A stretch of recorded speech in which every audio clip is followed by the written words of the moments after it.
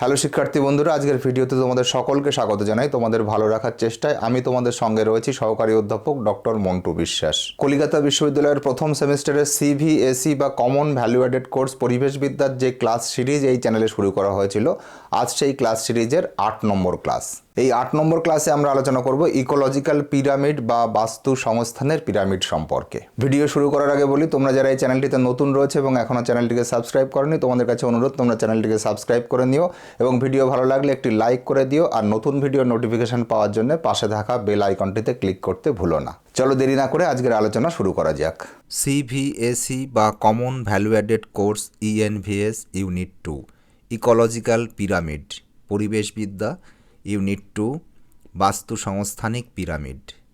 Ecological pyramid বা বাস্তু সংস্থানিক pyramid সংক্রান্ত আলোচনা শুরুতেই বলা যায় যে এই বিষয়টির সঙ্গে 3 জন বিজ্ঞানীর নাম যুক্ত হয়ে আছে: চার্লস এলটন, জি ইভলিন হাচিনসন এবং রেমন্ড লিন্ডেম্যান। সর্বপ্রথম চার্লস এলটন সংখ্যার পিরামিডের ধারণাটি তৈরি করেছিলেন 1927 খ্রিস্টাব্দে। পরবর্তীতে জি ইভলিন হাচিনসন এবং রেমন্ড লিন্ডেম্যান জীবভর ও শক্তি প্রবাহের পিরামিডের ধারণা তৈরি করেন। এই বাস্তু সংস্থানিক পিরামিডের সংজ্ঞায় আমরা বলতে পারি যে একটি বাস্তুতন্ত্রে বিভিন্ন ট্রফিক লেভেল বা পুষ্টি স্তর ও খাদ্য শৃঙ্খলের ভিত্তিতে উৎপাদক, প্রাথমিক খাদক, গৌণ খাদক, প্রগৌণ খাদক ও সর্বোচ্চ খাদকের সংখ্যা, জীবভরের পরিমাণ এবং জীবের মধ্যে অর্জিত শক্তির পরিমাণকে ক্রমপর্যায়ে সাজালে যে কাল্পনিক পিরামিড গঠিত হয় তাকেই বাস্তু সংস্থানিক পিরামিড বা ইকোলজিক্যাল পিরামিড বলে। এবারে আসা যাক বাস্তু সংস্থানিক পিরামিডের শ্রেণীবিভাগের কথায়। এই বাস্তু সংস্থানিক পিরামিডকে 3টি শ্রেণীতে ভাগ করা হয়, যথা 1.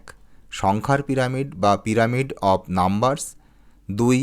জীবভর বা বায়োমাসের পিরামিড বা পিরামিড অফ বায়োমাস, 3. শক্তির পিরামিড বা পিরামিড অফ এনার্জি।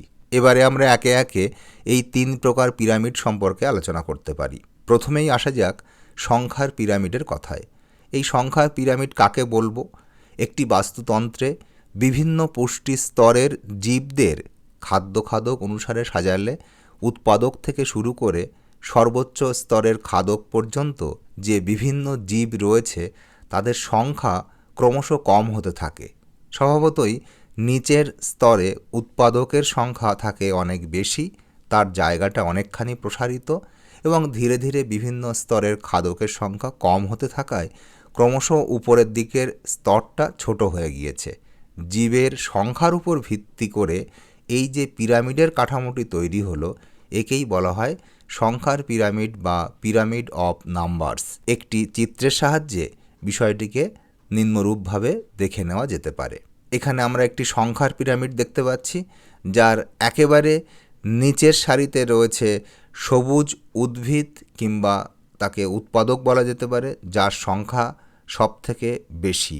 এর পরে দ্বিতীয় স্তরে রয়েছে প্রাথমিক খাদক হিসাবে গঙ্গা ফড়িং বা ঘাস ফড়িং, তাদের সংখ্যা উৎপাদকের থেকেও কম। এরপরে তৃতীয় স্তরে রয়েছে ব্যাঙ, যারা গৌণ খাদক, যারা ওই ঘাস ফড়িং বা গঙ্গা ফড়িংকে খেয়ে থাকে, এদের সংখ্যা প্রাথমিক খাদকের থেকে কম এবং এইখানের স্তরটি আরেকটু ছোট হয়ে গিয়েছে। এবং এরপরে রয়েছে সাপ বা প্রগৌণ খাদক, যারা গৌণ খাদকদেরকে খাদ্য হিসেবে গ্রহণ করে বেঁচে থাকে এবং এদের সংখ্যা গৌণ খাদকের সংখ্যার থেকে কম হয়। এবং সব শেষে রয়েছে ময়ূর বা বাজ পাখি, যারা সর্বোচ্চ খাদক, তাদের সংখ্যা প্রগৌণ খাদকদের থেকে কম। এখানে আমরা যদি সংখ্যার ভিত্তিতে বিচার করি তাহলে নিচের সারিতে সবুজ উদ্ভিদ বা উৎপাদকের সংখ্যা সব থেকে বেশি, তারপরে ধীরে ধীরে প্রতিটি স্তরে খাদকের সংখ্যা কম হয়েছে এবং তাদের জায়গাটা ছোট হয়ে গিয়েছে এবং শেষ অবধি সর্বোচ্চ খাদকের স্থানে এসে একটি শীর্ষবিন্দু তৈরি হয়েছে এবং এটি একটি পিরামিডের মতো আকার নিয়েছে। একেই বলা হয়েছে সংখ্যার পিরামিড। এবারে আমরা এই সংখ্যার পিরামিডের বৈশিষ্ট্যের দিকে আলোকপাত করতে পারি। সংখ্যার পিরামিডের ক্ষেত্রে উৎপাদকের বা খাদ্য স্তরের জীবের সংখ্যা বেশি হয় এবং ধীরে ধীরে পরবর্তী স্তরগুলিতে জীবের সংখ্যা কমতে থাকে এবং ক্রমশ উপরের দিকে আকার কমে গিয়ে পিরামিডের শীর্ষবিন্দু তৈরি করে। তবে বিশেষ পরিস্থিতিতে এই পিরামিড উল্টানো আকার নিতে পারে, অর্থাৎ পিরামিডের শীর্ষবিন্দু নিম্নমুখী হতে পারে বা বলা যায় প্রথম খাদ্য স্তর বা উৎপাদকের সংখ্যা কম হয়, কিন্তু প্রতিটি স্তরে খাদক জীবের সংখ্যা বাড়তে থাকে। এই আকৃতির পিরামিডকে ইনভার্টেড পিরামিড বা উল্টানো পিরামিড বলে। এই সংখ্যার পিরামিডের কি প্রয়োজনীয়তা রয়েছে? কোনো বাস্তুতন্ত্রে বিভিন্ন স্তরে উৎপাদকের সঙ্গে খাদকের সংখ্যাগত বা পরিমাণগত সম্পর্কের দিকটিকে সংখ্যার পিরামিডের সাহায্যে বোঝা যায়। এবারে আসছি জীবভর বা বায়োমাসের পিরামিড বা পিরামিড অফ বায়োমাসের আলোচনায়। এই জীবভরের পিরামিডের সংজ্ঞায় আমরা বলতে পারি, খাদ্য খাদকদের যে সম্পর্ক বাস্তুতন্ত্রের মধ্যে থাকে, সেখানে প্রতিটি স্তরে যেসব জীবমণ্ডল অবস্থান করে, প্রতি বর্গমিটারে তাদের সম্মিলিত ওজনের কাঠামোকে পরপর সাজালে উৎপাদকের স্তরে সর্বোচ্চ ওজন থেকে বিভিন্ন খাদকের স্তরে ওজন কম হতে থাকায় যে পিরামিডের আকৃতি পাওয়া যায় তাকে জীবভরের পিরামিড বা পিরামিড অফ বায়োমাস বলে। একটি চিত্রের সাহায্যে বিষয়টিকে নিম্নরূপভাবে দেখে নেওয়া যেতে পারে। এখানে একটি জীবভরের পিরামিড আমরা দেখতে পাচ্ছি, যার একেবারে নিচের সারিতে রয়েছে সবুজ উদ্ভিদ বা উৎপাদক, যাদের ওজন সবথেকে বেশি। দ্বিতীয় স্তরে রয়েছে ঘাসফড়িং বা গঙ্গাফড়িং, যারা সবুজ উদ্ভিদ বা উৎপাদকদের খেয়ে বেঁচে থাকে, যাদেরকে প্রাথমিক খাদক বলা যায়, তাদের ওজন উৎপাদকের থেকে কম। তৃতীয় স্তরে রয়েছে ব্যাং, যারা গৌণ খাদক, অর্থাৎ প্রাথমিক খাদকদেরকে খেয়ে বেঁচে থাকে, তাদের ওজন প্রাথমিক খাদকদের থেকে কম। চতুর্থ স্তরে রয়েছে সাপ বা প্রগৌণ খাদক, যাদের ওজন গৌণ খাদকদের থেকে কম। এবং সবশেষে রয়েছে সর্বোচ্চ খাদক ময়ূর কিংবা বাজ পাখি, যারা প্রগৌণ খাদকদের খেয়ে বেঁচে থাকে, তাদের ওজন আবার প্রগৌণ খাদকদের থেকে কম। এইভাবে সবুজ উদ্ভিদ বা উৎপাদকের স্তর থেকে ধীরে ধীরে ওজন কম হওয়ার ফলে প্রতিটি স্তরে যে আকার সেটি সংকুচিত হয়ে গেছে এবং সর্বোচ্চ স্তরে এসে একটি শীর্ষবিন্দু তৈরি হয়েছে এবং এটি একটি পিরামিডের আকার ধারণ করেছে। এটিকেই আমরা জীবভরের পিরামিড বলতে পারি।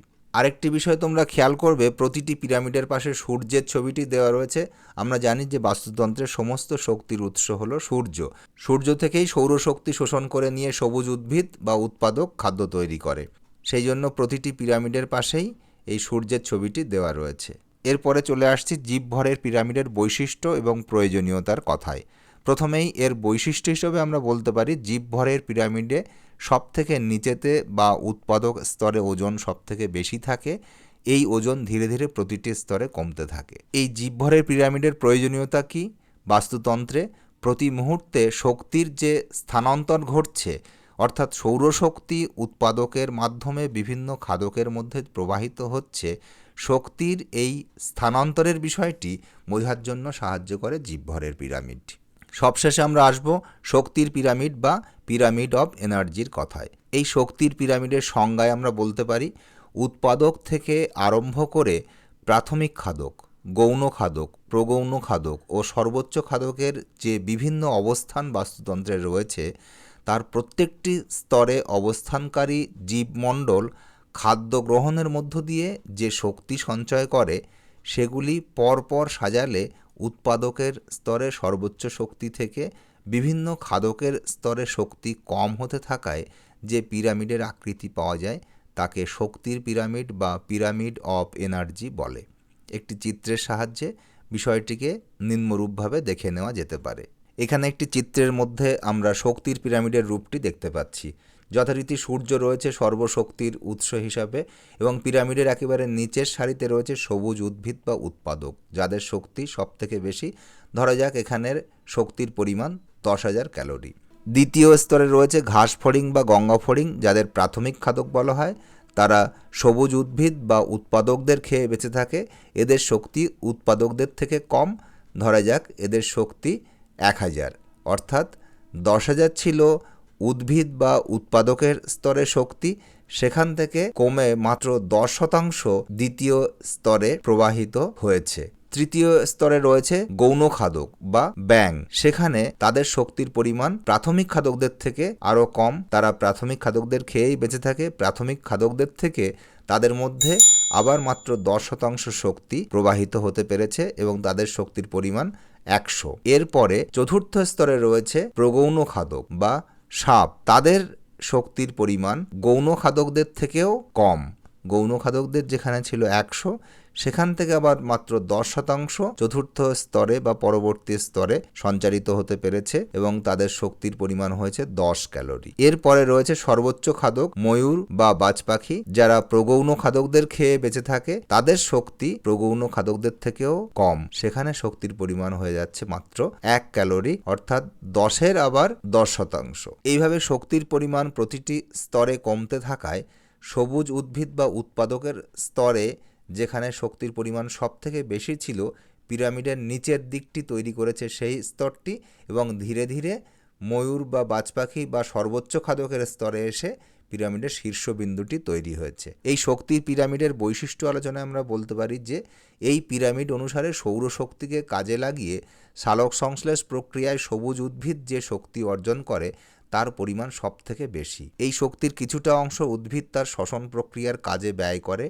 এরপরে প্রাথমিক খাদক যখন সেই উদ্ভিদকে খেয়ে নিচ্ছে, তখন সেই উৎপাদকের সবটুকু শক্তি পাচ্ছে না। এইভাবে প্রতিটি স্তরেই শক্তির পরিমাণ কমতে থাকে এবং সর্বোচ্চ খাদকের প্রাপ্ত শক্তির পরিমাণ সব থেকে কম হওয়ায় সেখানে তৈরি হয় শীর্ষবিন্দু, আর সর্বনিম্নে উৎপাদকের অর্জিত শক্তি বেশি থাকায় তার জায়গাটা থাকে প্রসারিত। ধাপে ধাপে শক্তির এই কমে যাওয়ার বিষয়টি ঘটে থাকে বিজ্ঞানী লিন্ডেম্যানের 10% নীতি মান্য করে। অর্থাৎ একটি স্তর থেকে আরেকটি স্তরে যখন শক্তির স্থানান্তর ঘটে, তখন মাত্র 10% শক্তি পরের স্তরে স্থানান্তরিত হয়।